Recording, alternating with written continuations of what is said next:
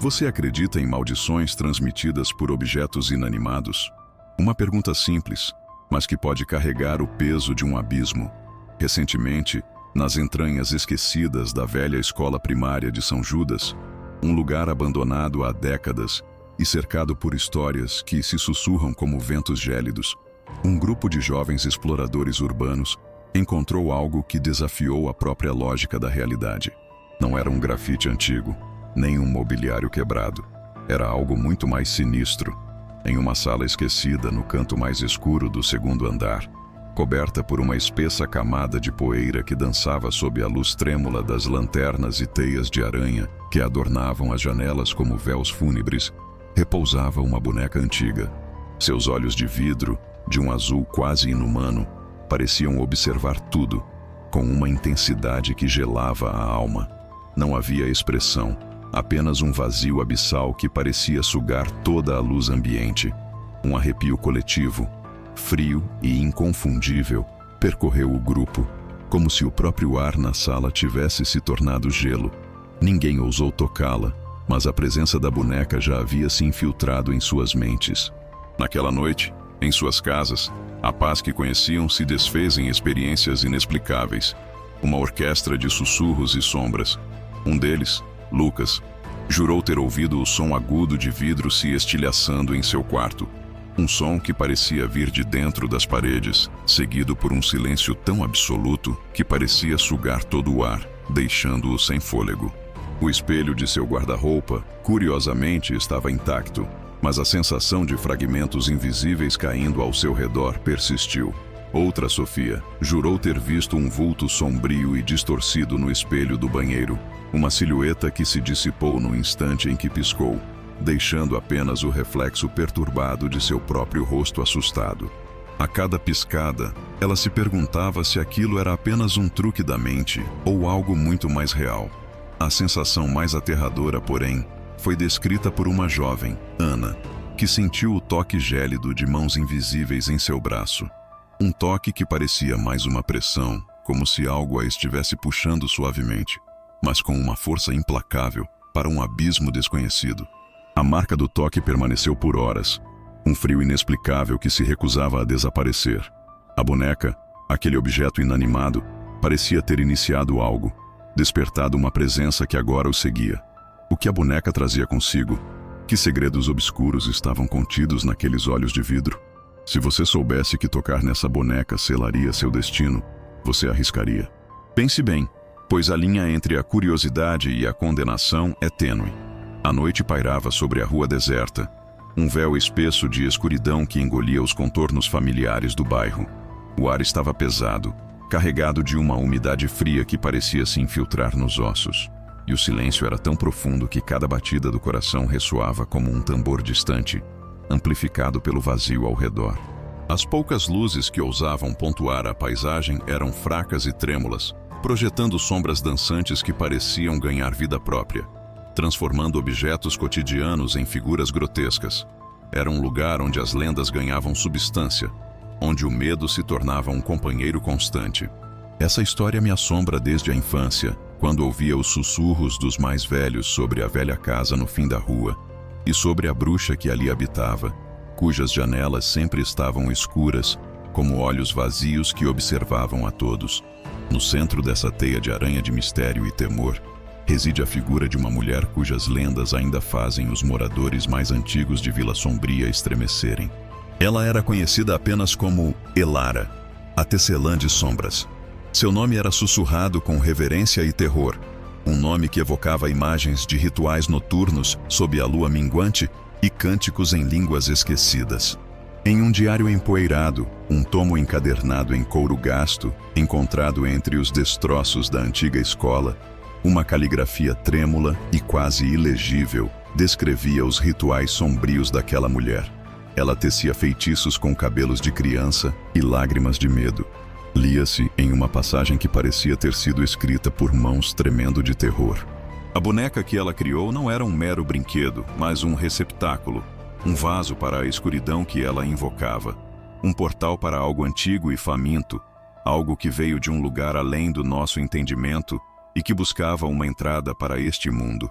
As páginas, amareladas e quebradiças, pareciam exalar um cheiro de mofo e desespero, e cada palavra lida parecia gravar-se na alma. A boneca, com seus olhos de vidro que pareciam encarar o próprio inferno, não era apenas um objeto de curiosidade, mas a chave para libertar uma força maligna que há muito tempo aguardava sua chance, presa entre os véus da realidade e do desconhecido. O diário descrevia como Elara alimentava a boneca com a energia do medo e da tristeza, transformando-a em um ímã para o sobrenatural. Cada ritual, cada verso entoado, cada ingrediente macabro servia para fortalecer essa conexão, para dar vida a algo que nunca deveria ter sido. A atmosfera opressiva da rua parecia intensificar a sensação de isolamento, como se o próprio mundo tivesse esquecido da existência daquele lugar sombrio. Cada passo dado na calçada rachada ecoava, um som solitário na vastidão silenciosa, um lembrete constante de que não havia ninguém por perto para ouvir um grito. A lenda da boneca, que antes parecia um conto infantil, agora se materializava em sussurros do vento que pareciam murmurar seu nome, e nas sombras que se alongavam, tomando formas que o olho humano mal conseguia registrar. A descoberta do diário apenas aprofundou o mistério, pintando um quadro sombrio de uma criatura que se alimentava do terror alheio e que agora, através da boneca, buscava o mundo exterior, aninhada no coração da velha escola, esperando ser encontrada. Se essa boneca estivesse na sua casa agora, qual cômodo seria o mais aterrorizante para você? Pense bem, imagine cada detalhe. Para mim, sem dúvida, seria o quarto de criança. Aquele lugar que deveria ser um santuário de inocência e brincadeiras, agora profanado por uma presença tão sombria. Imagino seus olhos de vidro fixos na escuridão, o silêncio do cômodo sendo quebrado apenas pelo som de algo arrastando no chão, um ruído sutil, mas que ressoa como um trovão na quietude da noite. A vulnerabilidade que sinto ao pensar nisso é palpável, um frio que não vem da temperatura, mas do mais profundo do meu ser. Certa vez, em uma casa antiga que visitei, senti uma presença no quarto onde meu sobrinho dormia. Era um frio inexplicável que não conseguia ser abalado por cobertores ou aquecedores, e a sensação de que algo observava de um canto escuro me gelou a espinha. Não havia nada lá, mas a sensação persistiu, um arrepio que não vinha do vento, mas de algo muito mais antigo e malevolente, algo que parecia se deleitar em observar. Aquela noite, dormi com a porta do quarto aberta e a luz do corredor acesa, algo que não fazia desde a infância. A história da boneca amaldiçoada, essa teia de terror que se expande, começa nas profundezas de um passado esquecido, na pequena e isolada cidade de Vila Sombria. Reza a lenda que uma mulher conhecida como Elara, a tecelã de sombras, era a responsável pela sua criação. Diziam que Elara não era uma mulher comum. Seus olhos carregavam a sabedoria de eras, velhos como as árvores mais antigas da floresta, e suas mãos possuíam um dom sombrio para manipular energias que os mortais comuns sequer podiam conceber. Os ingredientes para a boneca, segundo os sussurros mais antigos que ainda ecoam nas casas vazias, eram tão macabros quanto os rituais que os cercavam. Cabelos de recém-nascidos perdidos, coletados em cemitérios profanados, lágrimas colhidas em noites de lua cheia, armazenadas em frascos de vidro escuro, e um fragmento de um espelho quebrado, em um momento de desespero e perda que se dizia conter a alma de uma pessoa. Elara realizava seus rituais ao crepúsculo, na hora em que o véu entre os mundos é mais tênue. Ela os conduzia em um círculo desenhado no chão de terra batida com cinzas e sangue seco, entoando cânticos em uma língua antiga e gutural que ninguém mais compreendia, uma língua que parecia distorcer o próprio ar ao seu redor. O objetivo, diziam, era aprisionar uma entidade antiga, um espírito faminto por sofrimento, que se alimentava da dor humana, e a boneca era seu vaso, sua porta de entrada. No entanto, nem todos concordam com essa narrativa sobrenatural. Dr. Arnaldo Silva, um renomado historiador local, sugere uma explicação mais terrena, embora não menos perturbadora. A Vila Sombria tinha um passado de exploração e negligência, afirma ele em uma entrevista gravada em uma fita de áudio antiga e chiada. As histórias sobre Elara e seus rituais podem ser uma forma de processar o trauma coletivo, uma maneira de dar um rosto ao mal que assolava a comunidade, a pobreza, as doenças, a injustiça. A boneca, possivelmente, era apenas um objeto de artesanato, um brinquedo infantil, envolto em superstição para explicar as desgraças da época, para dar sentido ao que era incompreensível. A voz do Dr. Silva, embora racional, não conseguia apagar a sensação de que algo mais profundo estava em jogo. Mas há quem discorde veementemente, como a antropóloga doutora Sofia Mendes, cujas pesquisas em comunidades isoladas a levaram a conclusões diferentes. Ela aponta para inconsistências nas versões oficiais e para a rica tapeçaria de crenças populares que frequentemente se entrelaçam com a história. As evidências etnográficas sugerem que certas práticas eram de fato realizadas em segredo, explica a doutora Mendes em um de seus artigos acadêmicos, acompanhado de fotografias de artefatos estranhos. A veneração a figuras sombrias e a busca por poder através de métodos não convencionais não eram incomuns em comunidades isoladas, especialmente aquelas à margem da sociedade. A boneca pode ter sido mais do que um simples objeto, talvez um foco, um catalisador para energias que já existiam, mas que precisavam de um ponto de ancoragem para se manifestar. Uma espécie de bateria espiritual, se você preferir, carregada com a intenção e o medo de Elara. As evidências materiais que emergem dessa história são tão enigmáticas quanto a própria lenda, adicionando camadas de dúvida e pavor. Fotografias antigas, desbotadas pelo tempo e com as bordas rasgadas, mostram a boneca em diferentes contextos, em uma vitrine empoeirada, nas mãos de crianças de olhos arregalados ou sobre um altar improvisado. Em algumas delas, um leve embaçamento, uma distorção sutil ou uma mancha escura parecem sugerir uma presença invisível, um borrão que não se explica pela idade da foto. Vídeos caseiros gravados por curiosos que ousaram se aproximar da antiga morada de Elara, hoje uma ruína coberta de era, exibem objetos que se movem sozinhos, sombras que deslizam pelas paredes como fantasmas e sons inexplicáveis que desafiam a lógica. O ranger de portas que não existem, sussurros que parecem vir do próprio ar e, por vezes, o som de uma risada infantil e distante. Uma análise forense de um desses vídeos, realizada por um especialista em paranormalidade, revelou padrões de energia anômalos que não puderam ser atribuídos a fontes conhecidas.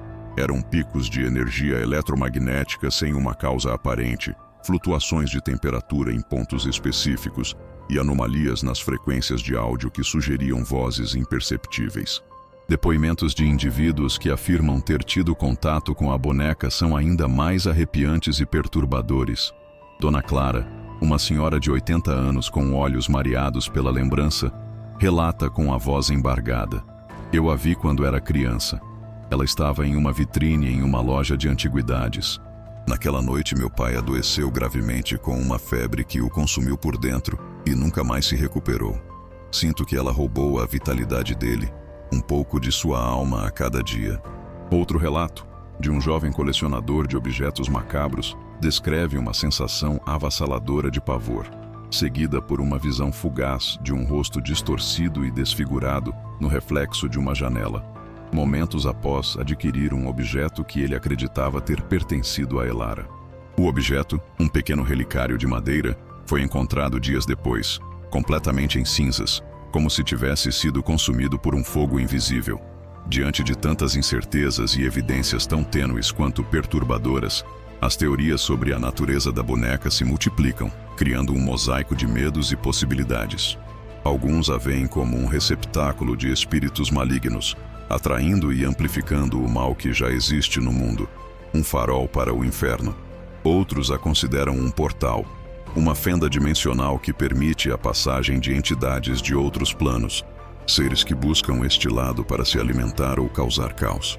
Há também quem a interprete como um objeto senciente, que possui uma consciência própria, que se alimenta da energia vital e do medo daqueles que a cercam, crescendo em poder a cada suspiro de terror. A ciência tenta encontrar explicações racionais para esses fenômenos, como flutuações eletromagnéticas que afetam a mente humana, ou alucinações induzidas pelo estresse e pela sugestionabilidade, mas as evidências permanecem evasivas, escapando a qualquer tentativa de categorização lógica. A verdade é que a boneca, seja um artefato amaldiçoado ou um símbolo de medos ancestrais profundamente enraizados na psique humana, continua a ser um enigma, uma sombra que se recusa a ser dissipada pela luz da razão. Sua presença, mesmo à distância, parece ser um catalisador para o inexplicável, um lembrete sombrio de que algumas histórias, uma vez contadas, nunca realmente terminam, apenas se transformam, aguardando o momento certo para se manifestar novamente. O que acontece quando essa energia se acumula? Quando o medo se torna tão palpável que quase se pode tocá-lo? Quais os limites da sanidade quando a linha entre o real e o sobrenatural se torna tão tênue que é impossível distingui-las? A boneca de São Judas permanece em seu sono profano, esperando. O medo se materializou em sussurros gélidos que percorriam os corredores vazios da antiga escola. Lembro-me daquela noite, o ar pesado de uma eletricidade sinistra, quando as sombras começaram a se mover por conta própria, dançando em uma coreografia macabra que parecia zombar de nossa presença, transformando cada canto em uma ameaça. Cada estalo de madeira na escuridão, cada rangido distante dos velhos encanamentos, era um prenúncio de algo terrível, algo que se aproximava de forma inexorável, movendo-se pelas paredes e pelo chão. A fita VHS, com sua imagem granulada e instável, revelava vislumbres de um passado sombrio, de eventos que pareciam se repetir em um ciclo eterno de horror. A cada rebobinada, sentíamos a realidade se distorcer ao nosso redor, como se o tempo e o espaço estivessem se dobrando. Os ecos das vozes na tela, lamentos e gritos distantes, pareciam se fundir com os nossos próprios pensamentos, e a linha entre o que era memória gravada e o que era ameaça iminente se tornava perigosamente tênue. Foi um mergulho em um abismo de desespero, onde a sanidade se esvaía a cada minuto que passava, e a escuridão se tornava cada vez mais real. Aquele momento em que as imagens na tela começaram a espelhar exatamente o que estava acontecendo ao nosso redor foi o ápice do terror. O corredor que aparecia no vídeo, com suas manchas de umidade e grafites antigos, era o nosso corredor, mas distorcido por uma camada de sujeira e abandono. A sala de aula empoeirada, ecoando passos fantasmas e o som de giz arranhando um quadro invisível, era a mesma onde estávamos encurralados, mas com as carteiras viradas e as janelas quebradas. A sensação de impotência era avassaladora, um nó na garganta que impedia qualquer grito. Era como se a própria fita tivesse ganhado vida, manipulando nosso entorno, brincando com nossos medos mais profundos, reencenando um drama sombrio que nunca deveria ter sido perturbado. Aquele trauma enterrado na instituição, agora libertado, nos prendia em um pesadelo palpável, uma armadilha de sombras e ecos do passado. Tentávamos fugir, mas cada porta que abríamos nos levava de volta ao mesmo ciclo de horror, a uma versão ligeiramente diferente do mesmo corredor, da mesma sala. A única saída parecia ser mergulhar ainda mais fundo, desvendar o que foi deliberadamente ocultado, mesmo que isso significasse confrontar a escuridão que agora nos consumia, arriscando nossa própria sanidade no processo. O tempo havia perdido seu significado, e cada minuto parecia uma eternidade. E se essa boneca, essa entidade, não estivesse presa a um lugar, mas a uma memória? E se, ao encontrar aquele diário e ver aquela fita, eles não tivessem libertado um espírito, mas se tornado parte de um ritual, os próximos atores em uma peça de terror que se repete há décadas? Pense nisso. O que é mais assustador? Um monstro que você pode ver e lutar, ou um que se esconde na sua própria mente, distorcendo sua percepção do que é real? Um que faz você duvidar de cada sombra, de cada som, até mesmo do seu próprio reflexo. O horror analógico nos ensina que as maiores ameaças não são as mais explícitas, mas as que se infiltram sutilmente, as que nos fazem questionar a integridade de nossa própria realidade. A fragilidade da mente humana é o verdadeiro campo de batalha aqui. Imagine estar tão imerso neste pesadelo que você já não consegue distinguir entre o que é um eco da fita e o que é a voz da sua própria consciência. Seus amigos, seus entes queridos, suas memórias, tudo se torna incerto, turvo. A boneca, a velha escola, a bruxa Elara, seriam eles apenas personagens em uma lenda, ou os artífices de uma maldição que transcende o tempo e o espaço, encontrando novos hospedeiros, novas vítimas? A escuridão não precisa de portas para entrar, basta um convite mental. Esta é a essência do que enfrentamos. Não é apenas uma história de fantasmas, mas uma exploração dos limites da percepção humana, da linha tênue entre a razão e a loucura. A boneca é um catalisador, o diário é um mapa para o inferno pessoal, e a fita VHS é a janela para uma realidade que se despedaça. Estaríamos nós, ao assistir a este vídeo, nos tornando parte desse ritual. Ao ouvir essas palavras, ao visualizar essas imagens, estaríamos abrindo uma porta para que essa entidade se manifeste em nossas próprias vidas? O horror não está apenas na tela, está na sua capacidade de acreditar. Inscreva-se agora para não perder os próximos vídeos e para se proteger contra as forças sombrias que nos cercam. Ative o sininho, pois o próximo aviso pode ser a diferença entre a vida e a morte, entre a sanidade e a loucura. Se você perdesse a capacidade de distinguir a realidade da ilusão, você saberia que está sendo manipulado? E o que você faria para recuperar sua sanidade? A verdade é que, às vezes, a única forma de lutar contra a escuridão é enfrentá-la diretamente. Mas nem sempre se sai ileso dessa batalha. Pense nisso.